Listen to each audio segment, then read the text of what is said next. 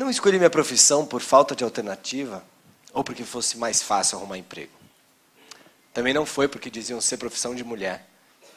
Por mais que meu pai, homem do campo e analfabeto, sonhasse em ter filha professora que ensinasse os meninos a ler e arrumasse bom casamento. Era puxado sair cedo do sítio, com meu pai conduzindo a charrete, e ir para a cidade assistir aula. Aquela hora, 5:30 da manhã, ele já tinha tirado leite, alimentado o gado, a tempo de voltar para casa, preparar o café e me acordar. Era essa a rotina. Isso me veio à memória quando o sinal tocou e meus alunos começaram a sair em disparada para casa. Até beijos ganhei dos adolescentes. Não sabia o que era ser beijada por alunos, desde que trabalhei com os pequenos que faziam fila para se despedir de mim anos atrás. Talvez os de hoje estivessem felizes com as histórias que escreveram, finalizando a tarefa começada faz 3 meses. Todas as histórias relatavam as lembranças de pais, avós, tios, irmãos e até vizinhos. E não se limitaram a reproduzir o que os entrevistados disseram. Como Emílias do Monteiro Lobato, deram um jeito de entrar na história, fosse participação verdadeira ou inventada. Poucas vezes vi a turma tão empolgada. Mesmo os que fazem uma confusão com o próprio texto, estavam animados querendo a minha opinião. Quando souberam que aquilo tudo ia virar um livrinho simples, os textos xerocados e encadernados com espiral na lojinha do seu Augusto, foi um Deus nos acuda para segurar a ansiedade. Cada um teria seu exemplar e outros seguiriam para a biblioteca da escola e da cidade. Os olhos brilharam ainda mais ao conseguirmos um jeito de colocar a obra coletiva na internet.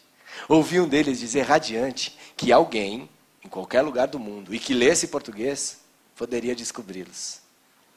Era como uma garrafa lançada ao oceano, encontrada por um viajante no meio do mar, ou por quem, caminhando pela praia, esbarrasse nela e lesse as histórias que trazia. Sabiam dessa chance de ter muito mais leitores. Sentiam-se únicos e felizes. Ainda não sei ao certo o que fiz de diferente para motivá-los. Foram os textos que lemos juntos? A forma como realizei as oficinas? As dicas que peguei na palestra da simpática professora de São Paulo? Sei que me vi envolvida e motivada à medida que avançávamos. Era muito trabalho, mas mal percebi a passagem do tempo ao ler, reler, revisar, orientar, fazer visitas, entrevistar pessoas. Ainda arrumava a disposição para anotar num caderno em casa as atividades que desenvolvíamos e as impressões que eu tinha. Era estranho. Nunca escrevi tanto.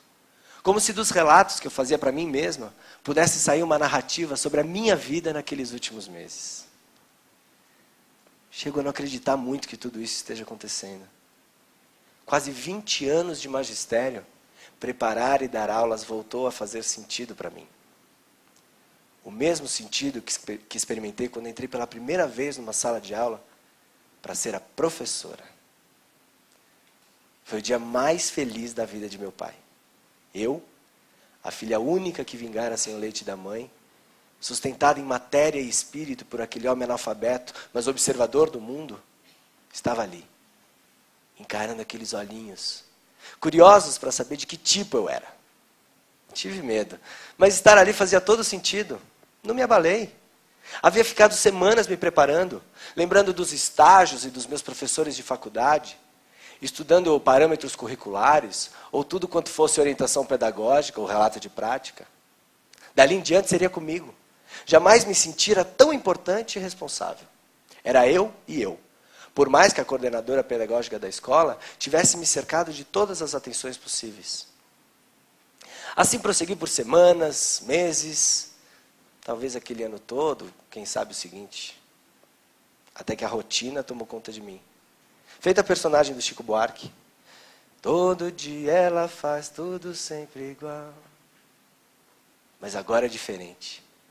Faz sentido mostrar aos meus alunos que eles podem e devem opinar sobre as coisas e o mundo. Mostrar-lhes que podemos usar as palavras de uma maneira diferente para expressar as sensações e os sentimentos que nos afetam.